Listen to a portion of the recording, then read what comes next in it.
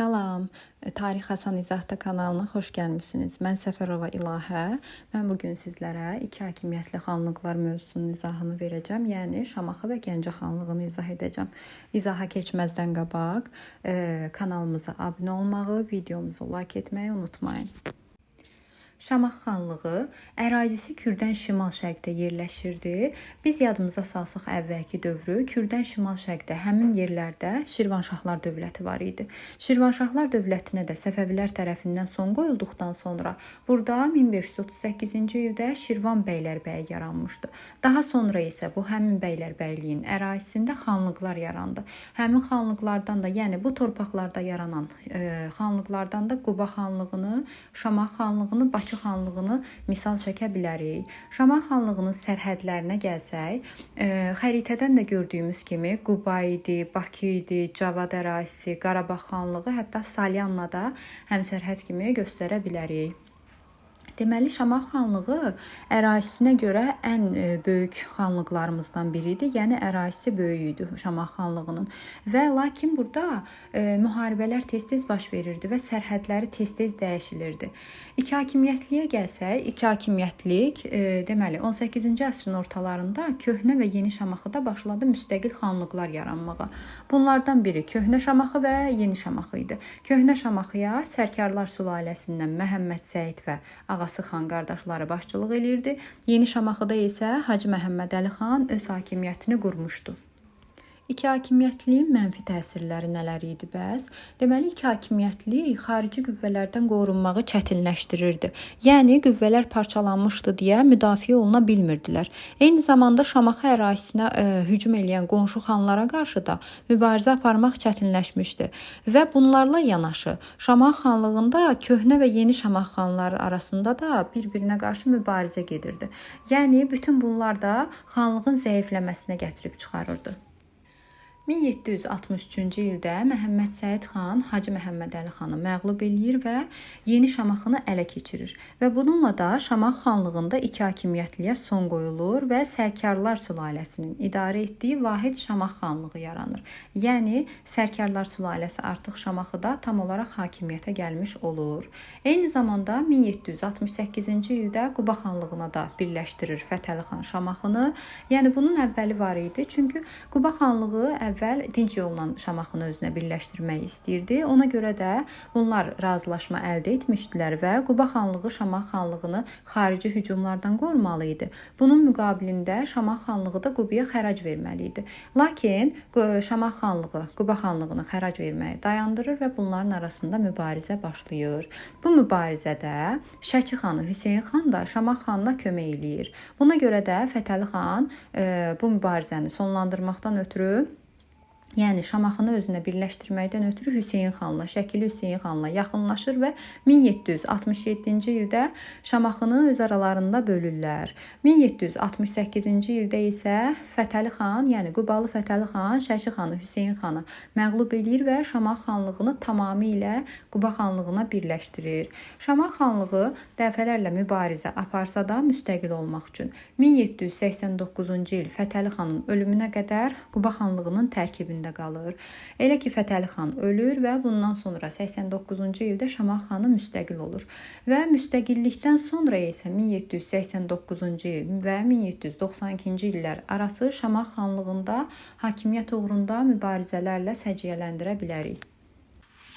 1792-ci ildə Şamaxıda hakimiyyətə gəlir Mustafa xan. Mustafa xanın dövründə artıq Şamaxı deyirik ki, müdafiədən hücuma doğru keçir. Yəni, bu dövrdə Şamaxı xanlığı Azərbaycanın ən güclü xanlıqlarından birinə çevrilir və artıq deyirik ki, indiyə kimi Şamaxı xanlığı öz müstəqilliyini qorumaq uğrunda mübarizə aparırdı. Artıq isə digər xanlıqları, qonşu xanlıqları öz hakimiyyətinə tabe etmək üçün hücumlara keçməyə başlayır. Nəticədə götürsək isə Şamaxı xanlığı 1820-ci ildə Çar Rusiyası tərəfindən ləğv olunur. Gəncə xanlığı. Gəncə xanlığının ərazisi strateji mövqedə yerləşirdi. Beynəlxalq ticarət mərkəzlərindən biri idi Gəncə. Lap əvvələ qayıtsaq biz, Gəncə şəhəri Şəddadilər dövlətinin paytaxtı olmuşdu 971-ci ildə. Eyni zamanda Səlcuq canişinliyinin mərkəzi olmuşdu. Səfəvilər dövlətinin dövrünə gəlsək, Qarabağ bəylərbəyliyinin mərkəzi olmuşdu. Yəni o dövrdən bura strateji coğrafi mövqedə yerləşməsinə görə özlərinə mərkəz seçmişdilər Gəncəni. Lakin Monqollar tərəfindən dağıdılmışdı, amma yenə də özünə gələ bilmişdi. Əsasını isə Qacar tayfasının Ziyadoğullar nəslindən olan Şahverdi xan qoymuşdu.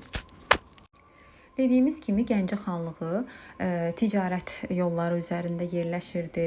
Eyni zamanda strateji mövqedə yerləşirdi və buna görə də qonşu ölkələrin belə deyək ki, diqqətini cəlb eləyirdi. Və bunlardan biri də Gürcü Çarı II İrakli idi. Gürcü Çarı II İrakli dəfələrlə Gəncə xanlığına yürüş etmişdi və onu asılı vəziyyətə salmağa çalışmışdı. Gəncə xanlığı isə yəni xarici hücumlardan qorunmaq məqsədi ilə Osmanlı ilə yaxınlaşmağı özünə hədəf seçmişdi və buna görə də 1752-ci ildə Osmanlıya elçi heyəti göndərmişdi Şahverdi xan. Bundan başqa eyni ildə Gəncə xanlığı Şəki xanlığına qarşı Gürcü Çarının təşkil etdiyi Qızılqaya xəyanətində də iştirak eləmişdi. 18-ci əsrin 50-ci illərində Qarabağ xanlığından da asılı vəziyyətə düşmüşdü. 1780-ci ildə Gəncə xanlığı Qarabağ xanlığı və Gürcü Çarlığı arasında bölüşdürülür və xanlıq hər iki tərəfin təyin etdiyi nümayəndələr tərəfindən idarə olunmağa başlayır və buna görə də burada iki hakimiyyətlik yaranır. Yəni 80-ci ildə burada iki hakimiyyətlik yaranır, lakin 83-cü ildə burada xalqın narazılığı nəticəsində üsyan qaldırırlar və üsyanla iki hakimiyyətliyə son qoyulur. Şamaxı xanlığını yadımıza salsaq, orada 1763-də son qoyulmuşdu iki hakimiyyətliyə. Burada isə 1783-cü ildə iki hakimiyyətliyə üsyan nəticəsində son qoyulur. Cavad xan Ziyadoğlu 1786-cı ildə Cavad xan Gəncədə gəlir hakimiyyətə. Bununla da Gəncənin xanlığının müstəqilliyi daha da möhkəmlənir. Cavad xanın əsas siyasəti Qazax və Borçalını Gürcü təsirindən azad etmək idi. Biz bunu Şəki xanı Hacı Çələbi ilə də oxşarlıq kimi götürə bilərik. Şəki xanı Hacı Çələbi də hətta bir müddət Qazax və Borçalını da azad etmişdi, lakin sonradan Gürcülər yenə də oranı ələ keçirmişdilər. 1804-cü ildə xanlıq ruslar tərəfindən ləğv olunur, yəni Cavad xan öldürülür və Gəncə xanlığı ləğv olunur. Burada şəkillərdə pulları görürük. Burada Abbası və Şahı adlanan gümüş pullar kəsilirdi. Gəncə xanlığının işğalına qədər Abbası və Şahının ondan çox forması zərb edilmişdi. Yəni əsas pulu isə Abbası idi. Digər rəsmdə isə Cavad xanın buncuğunu görürük. Buncuq deməli hakimiyyət əlamətini, yəni Cavad xanın deyir hakimiyyət səlahiyyətini göstərən, təsdiq edən əlamətlərdən biri kimi hesab olunurdu. O buncuğun uzunluğu isə 170 sm qədər idi. Ümid eləyirəm ki, bu izahım sizlər üçün faydalı olar. Əgər videonu bəyəndinizsə, like düyməsini sıxmağı unutmayın.